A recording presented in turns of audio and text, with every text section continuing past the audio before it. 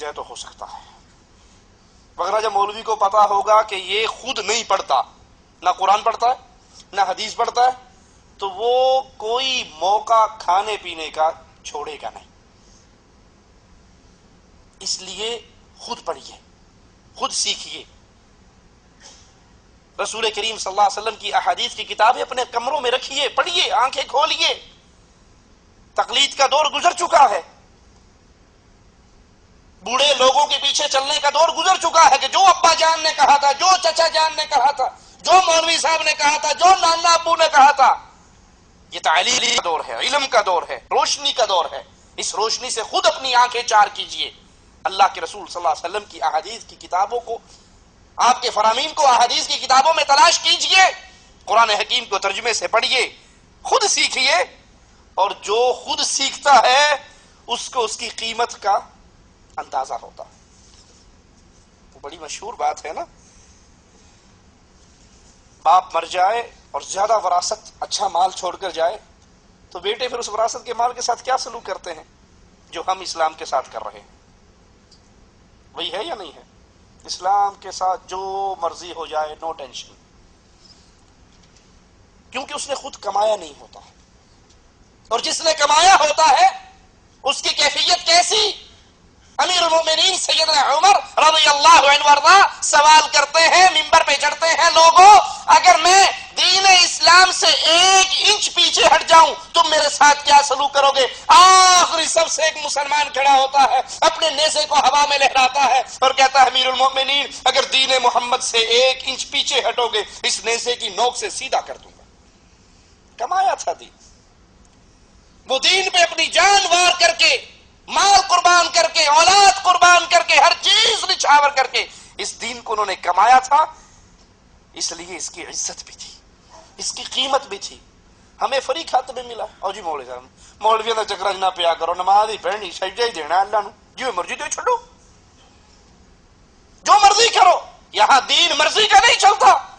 اگر دین مرضی کا چلنا ہوتا مالک قرآن پاک کو کسی پہاڑی میں اتار دیتا کہ جاؤ قرآن رکھا ہے اٹھاؤ کھولو پڑھتے رہو. یہ قرآن جبرائیل امام الانبیاء کے سینہ اطہر پر، مبارک دل پر کیوں لے کر آئے؟ کہ میں نے قرآن اتارا ہے، اس کی تفسیر اتاری ہے، محمد کی زندگی بھی ہے. یہ سارا کچھ تمہیں ملے گا تو محمد الرسول اللہ سے ملے گا صلی اللہ علیہ وسلم. اور ملے گا تب جب مجھے اور آپ کو فکر ہوگی کہ کہیں قیامت کے دن ہم فیل نہ ہو جائیں. یہ ڈرائیونگ لائسنس لینے کے لیے آپ جاتے ہو نا ڈرائیونگ سکول کے اندر، کتنی کوشش ہوتی ہے اچھی سے اچھا سیکھ کر جاتے ہو، اور پھر بھی کوئی سفارشی مل جائے، کوئی پاس کرا دے، 400-500 ریال لگیں گے، فیل ہو گیا، کمپیوٹر میں بھی فیل ہو گیا تو دوبارہ فیس بھرنی پڑے گی. کتنی فکر ہوتی ہے. ارے اس کمپیوٹر میں فیل ہو گئے دوبارہ، پھر فیل ہو گئے، پھر ایک امتحان اللہ کے دربار کا ایسا ہے جس میں ایک ہی بار فیل ہوا ساری عمر کے لیے فیل. اور عمر بھی ایسی کہ موت کو ذبح کر کے اعلان کیا جائے گا، موت کو موت آ گئی. وہاں نماز تلے گی، روزہ تلے گا، حج تلے گا، ایمان تلے گا. کس کا؟ جس کی یہ ساری چیزیں ایک ہستی کے پیچھے چلنے والی ہو. ایک ہستی. میں فرقے بندی کی دعوت نہیں دے رہا، میں انتشار اور افتراق کی باتیں نہیں کر رہا، میں لڑائی اور جھگڑے کی دعوت نہیں دے رہا، میں اتحاد، پیار اور محبت کی دعوت دے رہا ہوں. لوگوں سب کی عزت کرو، لیکن ایک ہستی ایسی ہے جس کی صورت و سیرت پر چلنے پر نجات اور کامیابی ہے. وہ ہستی نہ تمہارا پیر نہ میرا پیر، نہ تمہارا مولوی نہ میرا مولوی، نہ تمہارا شیخ نہ میرا شیخ. وہ ذات ہے جس کے پیچھے بلال چلے تو ان کی جوتیوں کی آواز رب کی جنت میں آیا کرتی تھی. وہ ہستی وہ ہے جس کا نام محمد ہے علیہ الصلوۃ والسلام، جو شریعت کی باتیں تب بتاتے ہیں جب آسمان والا بتانے کی اجازت دیتا ہے. زبانیں کب کھلتی ہیں؟ جب آسمان سے وحی اترتی ہے. وہ اپنی مرضی سے کلام نہیں کرتے. وما ينطق عن الهوى ان هو الا وحی یوحی. ہر بندہ اپنی مرضی سے، محمد رب کی مرضی سے بولتے ہیں صلی اللہ علیہ وسلم. اس کے لیے محنت کیجیے، اس کے لیے وقت نکالیے.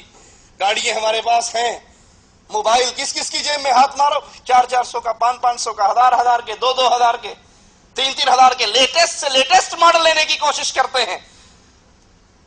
لیکن کتنی بدنصیبی ہے ہمارے گھر کے اندر، دیکھو کس کے پاس صحیح بخاری ہے جس میں زندگی گزارنے کا ایک طریقہ کار ہمیں امام الانبیاء سے مل رہا ہے. نماز کیسے، روزہ کیسے، حج کیسے، نکاح کیسے، طلاق کیسے، جہاد کیسے، صدقہ، ایک ایک عمل ہمیں رسول کریم صلی اللہ علیہ وسلم سے صحیح حدیث میں مل رہا ہے. کتنے ہیں جن کے پاس یہ؟ اور جی پیچھے امام کے اللہ اکبر. میں نے ایک محفل میں اپنی بیوی کو 3 بار طلاق دی. طلاق دینے کے 5 دن کے بعد میں نے اپنی بیوی سے دوبارہ رابطہ کیا. پھر لڑکی کے رشتہ داروں نے میری ایک محفل میں دی گئی 3 طلاقوں کو بنیاد بنا کر مجھے کہا کہ ہمیں لکھ دو. انہوں نے طلاق کی تحریر لکھی اور میں نے دستخط کر دیے. اس سلسلے میں شریعت کا کیا حکم ہے؟ آپ نے ایک مجلس میں 3 بار طلاق دی اور طلاق دینے کے بعد اپنی بیوی سے دوبارہ رابطہ کیا. رابطہ کر کے کیا کہا آپ نے؟ کیا اپنی اس طلاق سے رجوع کیا یا ویسے ہی فون پہ سلام دعا کی بات کی؟ آپ کو شریعت نے حق دیا ہے کہ اگر کوئی انسان غصے میں آ کر اپنی بیوی کو 3 طلاقیں دے دے، جو اچھا کام نہیں ہے، خلاف سنت ہے، خلاف سنت ہے. اللہ کے نبی صلی اللہ علیہ وسلم غضبناک ہو گئے تھے جب آپ کو بتایا گیا کہ کسی نے اپنی بیوی کو ایک ہی مجلس میں 3 دفعہ طلاق دی. آپ نے فرمایا میں تمہارے درمیان موجود ہوں اور اللہ کی کتاب سے کھیلا جا رہا ہے. سنت طریقہ یہی ہے کہ ایک دفعہ کہا جائے طلاق. مارنے کے لیے 1 گولی کافی ہے، 3 اکٹھی کیوں مارتے ہو؟ ایک سے بھی تو مر جاتی ہے. ایک ہی دفعہ کہا جائے. اب یہ عدت ہے. اگر آپ نے پہلی دفعہ ایسی حرکت کی تو دوران عدت آپ رجوع کر سکتے ہو. اگر اس 5 دنوں میں 5 دن کے بعد آپ نے جو رابطہ کیا اس میں رجوع کیا تو آپ کی بیوی بن گئی، دوبارہ طلاق لے کر دینے کی ضرورت نہیں. اور اگر وہ سابقہ جو آپ نے کہی ہے اس کو کہتے ہیں تحریر کر کے دو، جو آپ نے کہی کہ میں نے طلاق دی تھی تو اس میں یہ تحریر کی جائے کہ میں نے غصے میں 3 دفعہ فلاں تاریخ کو اپنی بیوی کو طلاق دے دی تھی. اگر رجوع کر چکے ہو تو اس کا بھی ذکر آئے کہ میں اپنی بیوی سے دوبارہ رجوع کر چکا ہوں اور شریعت کی روشنی میں وہ میری بیوی ہے. ایک چانس طلاق کا میرا ضائع ہو چکا ہے، اب وہ میری دوبارہ بیوی بن چکی ہے. لیکن یہ عمل اچھا کام نہیں ہے. ایک مجلس میں 3 دفعہ نہیں کہنی چاہیے. اگر کوئی کہہ دیتا ہے تو حدیث کی روشنی میں وہ 3 دفعہ کہا جانا ایک ہی طلاق گنتی ہوتی.